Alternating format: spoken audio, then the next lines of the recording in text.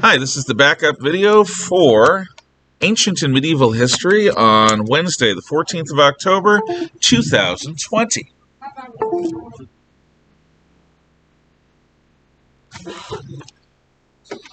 That is Anno Domini 2020, the year of our Lord 2020. Yeah. You know that thing that you do with your brain when you're thinking? Do more of that. Excuse me? Are you talking to me? Yes, because you're babbling.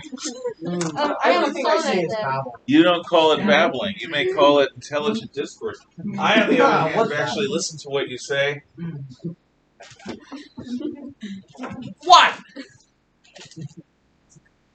You are mean. Yes, you're just knowing this. You have No.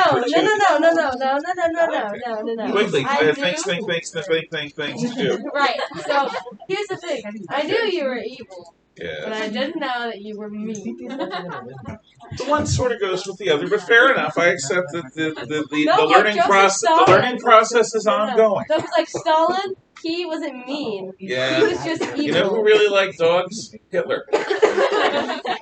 He wasn't wrong about liking dogs. He was wrong about most things, not liking dogs. Don't see young Joseph Stalin though? I don't know about Stalin and dogs. Stalin was more vicious. Know how you've seen personally. pictures of him? No, I don't think I have seen pictures of him with dogs. That's a good point. Look him up. Now that we started our class with irrelevancy, yes? You said you listen to what she says. Does that make you an eavesdropper? Yes, exactly. Actually, if she chooses to speak in the air, she is expressing herself, and therefore she is offering her opinions up for You can say the same thing listening to the FBI. Yeah. Okay, so where we've been is 14.5 billion years ago. Big Bang, expansion, first stars, first galaxies, our galaxy 10 billion years ago. 5 billion years ago, just over, a nearby star goes nova and sends out shock waves, which compress the local dust cloud, causing our star, the star Sol, to ignite and causing the accretion disk around it to compress into a series of planets. And our planet is formed around 4.5 million or billion years ago. But then, all of a sudden, just as the core mantle crust are forming, what's that? The world is destroyed when another planet called Theia interrupts our orbit with its physical presence, and a planetary collision destroys both worlds and creates a new hybridized world out of them both. It also creates Luna, our satellite, our moon. The new hybrid Earth is then going to settle out with a solid nickel-iron core that counter-rotates to the surface. Sun rises in the east, in the surface. If we could see from the Earth's core, the surface of the core where the sun rose, the sun would rise in the west. That helps our magnetosphere. In any event, around the core is the vast majority of the Earth's volume, the magma-filled mantle, then the thin chocolate-shelled crust, and around the crust in the deeper places, the hydrosphere, and around the hydrosphere, the atmosphere, and around the atmosphere, the magnetosphere, and around the magnetosphere, the orbiting moon. And all of these things, in their own special ways, protect us, allowing life to form on Earth, our carbon-based form of life. That is also because we are at the sweet spot of orbital distances from Sol, our sun, a spot that allows liquid water to exist on the surface of our world. And water is the key to life. So, we then talked about how life first appears 3.8 billion years ago. And, well, how do we know it's alive? What are various qualities that make something alive? Yes. What's one of them? What? Yes, we respire. We both suck and blow. We respirate. Yes. What else? Billy. What? Consuming? I can't hear you. Consuming? We consume. We eat. We just did that at lunchtime. We do not have sufficient fuel within ourselves to sustain our lives. We need to eat things. We're going to talk about that a little later. What about a third process of life, Mr. in the corner? Yes. What? Yeah, homeostasis is the stable process that keeps us alive, but I'm asking for a third process along with respiration and consumption. What else do we do? Can't hear you. Come back. No, you can say you don't know, but you guess, and then you guess. What goes along with consuming things? What? Okay, you gotta pull your mask down and project your voice. Go. You who? Yes, well, you may, but in any event, sorry. Look, there's a book that we got for my nephew called Everyone Does That. So, it's not something to dwell on unless you're like 3.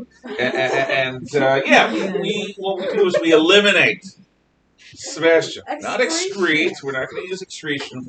We use the term elimination here. So we consume, we eliminate, we respire. What is the fourth thing, Miss Montgomery? Fourth thing. Consume, eliminate, respire. What? Reproduce, because we are not immortal unless we're a sourdough or an amoeba. I We are am not a immortal. sourdough. Ich bin ein Sourdough. So. Twinkies are unkillable. They are, however, combustible. You can't actually light a Twinkie on fire. Now that's how I know that. So, They lost everything that day. what we have is life. Life. Settling down. Certain amount of happiness, totally fine. Beyond that point, not. Life exists, and it's aquatic and microscopic. In fact, throughout most of the history of life on Earth, we are aquatic and microscopic. Why aquatic? What are some benefits of being aquatic? Mr. Baker and then Mr. Rao. You don't need to support like those. Yeah, we float around. We don't have to support our weight. Mr. Rao. Water. Yeah, that's what it means. To I meant be water aquatic. is one of the most. Water is basically like what makes up most of. Yeah. Like, so Okay. it's easier to collect it. Yes. Yeah. We can drink. I while say we- 3 smart things a day. No major temperature. That wasn't one of them. That's optimistic. What? No major temperature changes. No major temperature changes because liquid water is going to stay liquid. Even when the second phase of the snowball Earth phase of our history, where the atmosphere literally freezes solid, at the bottom of the oceans, between the ice shelf and the rocks, there is water where our life collects and survives. Sebastian. So, life exists, it's aquatic, it's microscopic, and the first relationship of life to life is? What is this? I have a question. Yeah, you're going to answer my question first, then I'm going I to answer answered yours. it. What is this? That is the first thing. You No, said yes. no. Yeah. Yes, Miss, Budding. what? Bud. What? Budding. Budding? Yeah, that's boating. I'm confused. It's where like. Wait, my last name is Judd. My answer is Budding. I know, Miss Judd, you're an 8. I figured that out. Most of the time, I even remember it, most of the time. Budding? It's one life form. Okay, It and can it, grow basically itself okay. off of. Okay, so growth, but that's an individual internal process. I'm talking about interactions between life forms. Still, thank you. Yeah, what he said. Hunter prey relationships. I think you're wonderful. I think you're going to taste wonderful. Exactly. But then life begins cooperating in symbiotic form. Now, symbiosis is like casually dating. Remora engage in symbiosis with sharks. Remora and pilotfish. Why? By acting like living toothbrushes, keeping the shark's mouth clean, and therefore the shark doesn't eat them up. Yum. But sometimes it becomes like going steady. It's a long-term relationship where people are faithful to one another and they stay together. And that's like the coral polyps that form the Great Barrier Reef and other coral reefs, the largest life forms on Earth, if you can count them as one single communal life form. They stay together most of the time going steady. Then there is a mutual dependency. And mutual dependency is like getting engaged to be married. Mutual dependency is like the stomach creatures we have inside of our bellies. And these stomach creatures help us digest all sorts of food. Without us, they wouldn't exist. Without them, we wouldn't be able to digest much food. If your stomach creatures end up taking a hit because you take a bunch of antibiotics in order to fight off the flu, what you have to do is replenish them by eating certain kinds of yogurts, and that will put new stomach creatures back because you need them.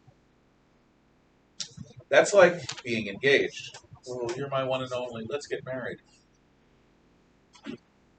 But ideal, old-fashioned, traditional marriage, for better or for worse, in sickness and in health, till death do you part. That's what we are. We are multicellular life. The thing you need to, and this is as far as we got last time. Multicellular life has superpowers. If you took all of the cells that made up your body or mine, we're talking many hundreds of millions of cells, and they were all amoebae or paramecia, they would never be able to do what we do.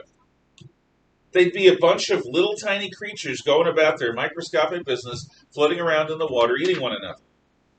We, on the other hand, specialize ourselves, and we are more than the sum of our parts. We are more than the sum of our parts. Because we specialize, we are more than the sum of our parts. We can see, we can hear, we can taste, touch, smell. We can exist on a scale that microscopic aquatic creatures can't even, if they had imaginations, they couldn't even imagine. We can interact with the wider world. We can build civilizations, send spaceships to the moon and back again. We can develop machine intelligences, which may not be a good idea. We can do all sorts of things that a bunch of amoebae or paramecia cannot, because we are more than the sum of our parts. But the price we pay for it, and there's always a price you pay for every advantage that you have, there's always a sacrifice. The disadvantage is because we're specialized. If something goes wrong in one of our key systems, like the coronary system, or the central nervous system, or the brain, bye! You know, everything else might be healthy. 98% of your cells, 99% of your cells might be healthy. You're still going to die because you have a heart problem or a nervous disorder or a brain condition of some kind. So we are hyper-specialized, and we count on all the cells doing their jobs in reasonable harmony. And if that doesn't happen, we're in serious trouble. Fast. Well, I read basically, you're basically just, basically you is just your brain, and yeah, and that's a Cartesian idea, which we're going to actually talk about the philosopher René Descartes and the scientist René Descartes next year. Descartes made the very modern Western statement, cogito ergo sum. Cogito ergo sum. Do any of you Mr. Williams graduates want to tell me what that means? Cogito ergo sum. I think, therefore I am.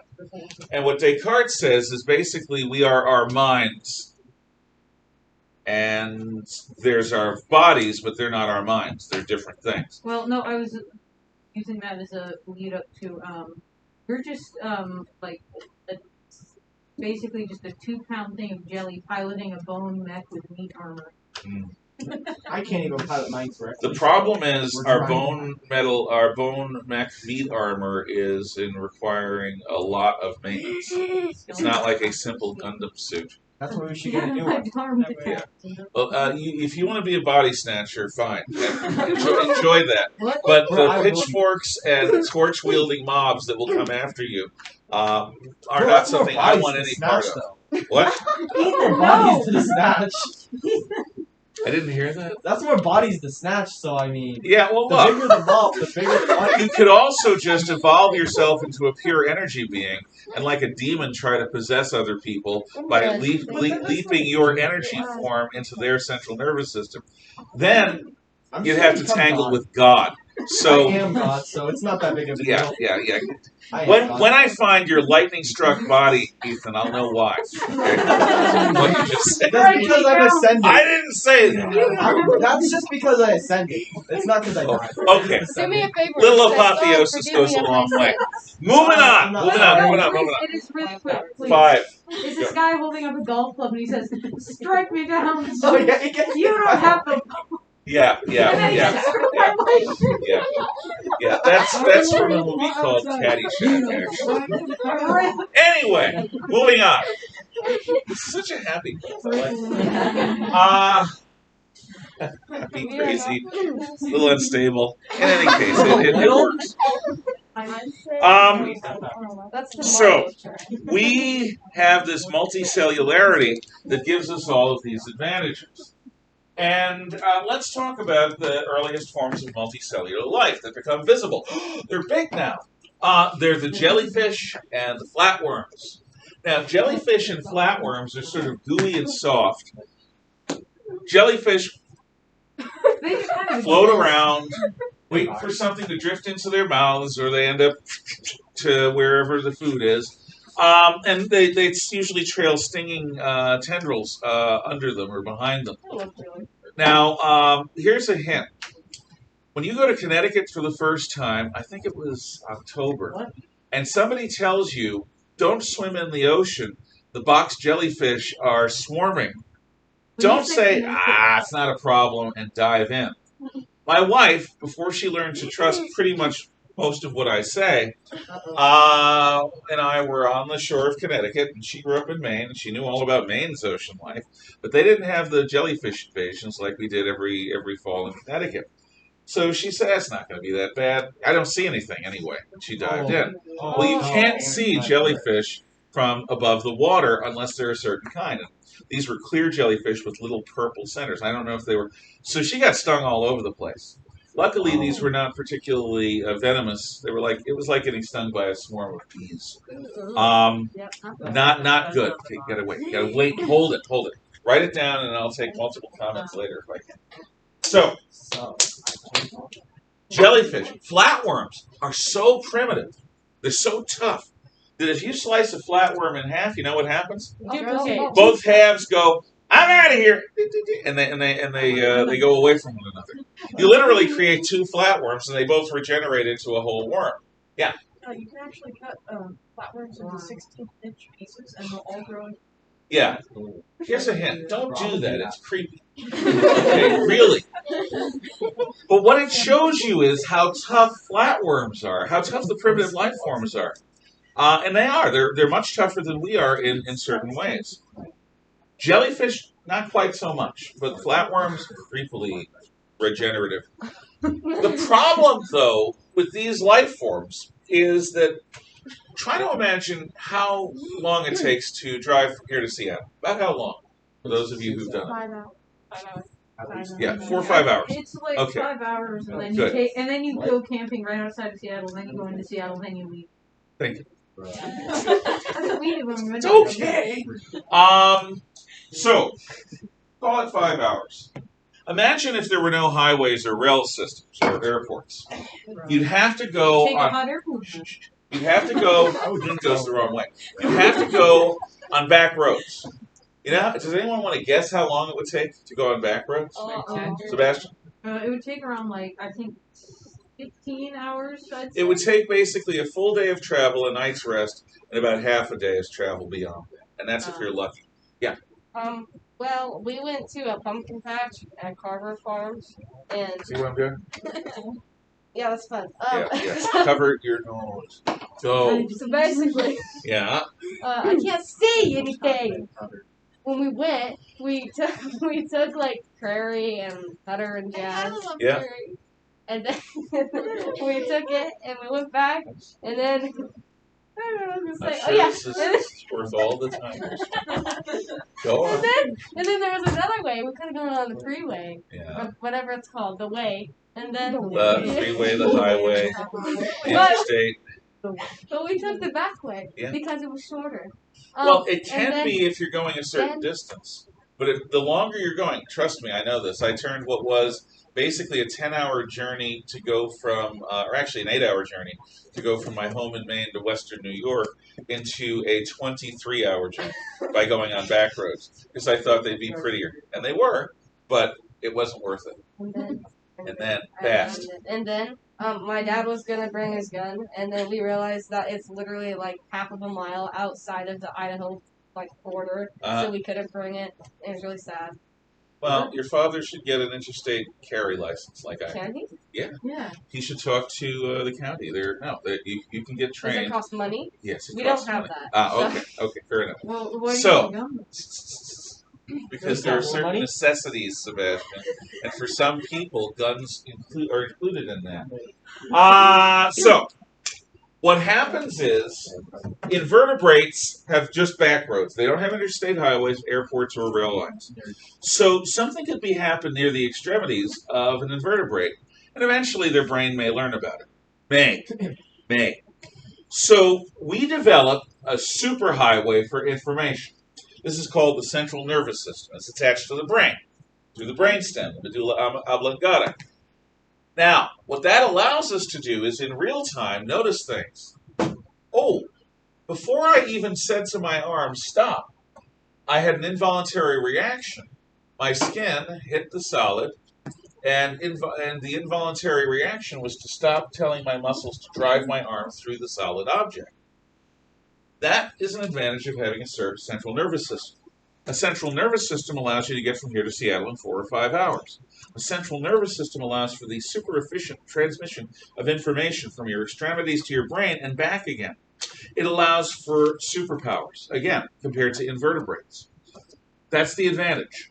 The disadvantage is it's very vulnerable to damage. So, what vertebrates do to protect their central nervous system is they develop vertebrae, which are disc-shaped pieces of hard matter.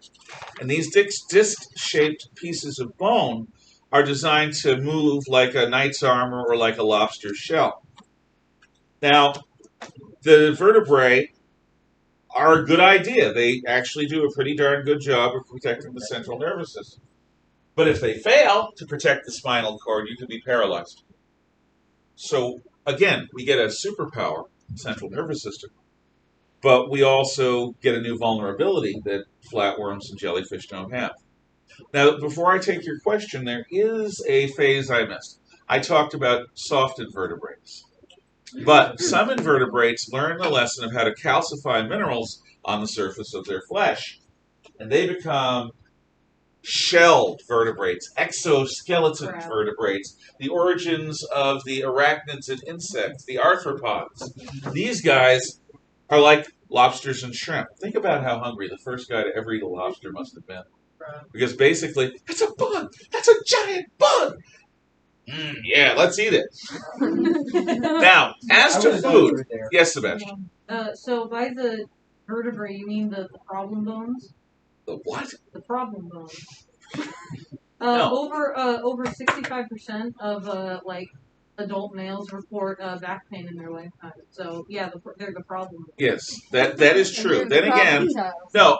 What it is a lot of men are not in good shape, and so they put extra stress. And also, guys, when they're younger, tend to do things like kick each other in the back. And that causes the potential for back pain, too. No. When I was a kid, I did, karate moves on people, and they did them on me. We played without adults around, so it was like, what? And then we jumped at one another, feet first. Bam! In the back, and knocked each other over. It was fun. Oh, and some of us were playing cowboys, and others were Indians. And some of us were cops, and others were robbers. We were and we played war with guns. They were fake guns, but they were still guns. Real guns. Yeah, we had cap guns. They had gunpowder and everything. They just didn't have. I had those, and we set up the smoke alarm so many times in my house. Yeah. It was That's so also 'cause I politically just looked incorrect. at the pirate. But yes, you're right that it's a delicate system, and that's what I'm trying to say. We get all the advantages, but it's a delicate, delicate system. Yeah. Now, as to lobsters, and I'll take your comment. See? I'm a lobster. When we grew up, occasionally we had a friend who was a lobster fisherman who would get his lobsters at very good prices. This is in Connecticut, in Maine, even more so. So my mom would bring home a couple of lobsters, and what she'd do is she'd put them down on the kitchen floor while she was getting everything ready. And the cats would play with the lobsters, and we would play with the lobsters. They'd go in, oh, that's a bug. And eventually they get brave, and they start beating on it, and the lobsters would try clicking. And it was great. It was like a Japanese monster movie. And then we took the lobsters that we'd been playing with and dropped them alive into the boiling water, and then we ate them after they were of a certain consistency. Now you might say, that's so cruel! It's good to develop an understanding of one of life's realities. Life feeds off of death to stay alive. Now, every lovely, wonderful bit of meat I eat, and I eat a lot of it, is a result of some animal dying so that I could eat its tasty, tasty flesh. Now, you might feel superior to me because you may be a vegetarian or even a vegan, to which I say, I'm not. some scientists point out the possibility that grass can feel pain. And if grass can feel pain, think about what a horror show mowing the lawn is. By the way, I tried using that when I was a kid to get out of doing the lawn. That mom didn't care. I just heard it. Heard it. But if grass can feel pain, then going, carrot, pepper, may not be as victim-free as you think. Quickly and then quickly. Okay, so my dad, and he invited people Please over. get to the point. My dad. I was giving you the person. So Okay. Your he dad. invited his cousin and his brother, cousins and his brother over for 4th of July. Mhm. And we got this big old box of fireworks. Now, my dad, he's a fun person. So what he Yeah. decided to do was light it, then pick it up and hold it over his head with his cousin and his brother, and it's going off. Is he still alive? He's alive. He's fine. He didn't get hurt. or Thank anything. God. Well, he had like. Don't burns on ever his do back. that. No, but listen, I'm not done. I'm not done. Okay. And then they thought it was done, so they turned it towards their faces. They looked at it, and then it starts going off again. They're very lucky. They're very, very I lucky. know. I have a video of That's it. like having a gun, shooting it, having it go clonk. That's a misfire. You know what you don't do? Gee, I wonder what's wrong inside. No, you never do that. Never. I'm telling you, don't do it. Yes. Okay, I wanted to say, I don't. Oh, I'm sorry. Madrid was next. Are you? Alright, so, this is kind of with that lobster story. Yeah. We went out crabbing, my family did. We went out crabbing. Yep. And there was like this other family, and we had caught some crabs, and the other family wasn't very good at crabbing, so they had nothing. So we had all our crabs in a bucket, right? Mhm. Obviously, these crabs are kind of pissed. Put a bunch of crabs in a bucket, they're not too happy. Yeah, well, crabs are not very happy at the best of times. And so, the dad of the other family has the little kid, and the little kid's like, just looking, and the dad goes, put your hand in there. The kid says no. The kid says no repeated times. Smart His kid. dad takes his hand and puts it in the bucket, so the crab grabs onto this poor little kid. Yeah, and And crabs so- can hurt you. We watched that, and it nearly took the kid's finger off. And so then the dad was trying to get the crab off and couldn't, so my dad had the crab and pulled it off. What And then my lesson? Yeah. My dad took the other dad's hand and put it in the bucket. Good. No, I can understand a dad sitting back and saying, don't put your hand in that bucket. The kid saying, yeah, okay, Dad. I can see a dad letting the kid learn the lesson. But, no, that's just nasty. Good for your dad. Quickly, Sebastian. Well, I wanted to say that, well, first of all, really quick, there is, like, this thing in evolution where apparently nature has tried to, like, evolve things into a crab multiple times, because it's apparently, like, the perfect, like, form for it. And For what it it's does. called gravification, and it's where multiple things from, like, different, like, branches all evolve into What I a want to single see crab. is something involved in crabification go into a black hole and get spaghettified. Well, no, Then it would be like a linguine clam sauce well, sort no, of the meal. other thing I was Crab spaghetti would be so good. It would. Well, the other thing I was Yes. going to say was that There's this thing called the Darwin Awards where I know. basically I don't want to talk about that. People actually with the die. steel cables. I get it. Moving on. someone dies. So- Throws the dynamite out the window and the windows rolled up. So we have soft invertebrates, exoskeleton invertebrates. We have vertebrates. But you know those first vertebrates are? They don't use bone. They use cartilage. Touch your ear. Bend it around a little And bit. your nose. That's cartilage. Cartilage is also on the tip of your nose. Cartilage is more willow-like than oak-like. Oaks, stand up to the wind. Willows bend with everything. So is cartilage. So you might think, oh, these cartilaginous skeleton creatures, they must be a bunch of animal systems. Well, no. Because, in addition to rays, stingrays and manta rays, you know what else is a cartilaginous creature? Sharks. 3, 2, 1. Sharks. Sharks. And sharks are the ultimate predators, okay? When I was a kid, we used to go to the American Museum of Natural History frequently in New York, and they have, I think, what is still the biggest megalodon set of jaws in the world. Now, a megalodon is like a giant great white shark that used to exist in the ocean. Used to. Hopefully. In any event, this thing's jaws were wider than my arms, and it had serrated row after serrated row of teeth. Sharks are the perfect predators, and they are not in any way sissies of the animal world. So, cartilaginous creatures can still be very tough. Now, after a while, another group of creatures comes along and develops bone skeletons. The fish are the first bony creatures, and we are descendants from them, according to the theory of evolution. So for now, for those of you at home, I am going to be showing a bit of Walking with Prehistoric Monsters, which is a show that you can watch at home online. Look at episode 1, which deals with early seas in the Silurian period. Ta-ta!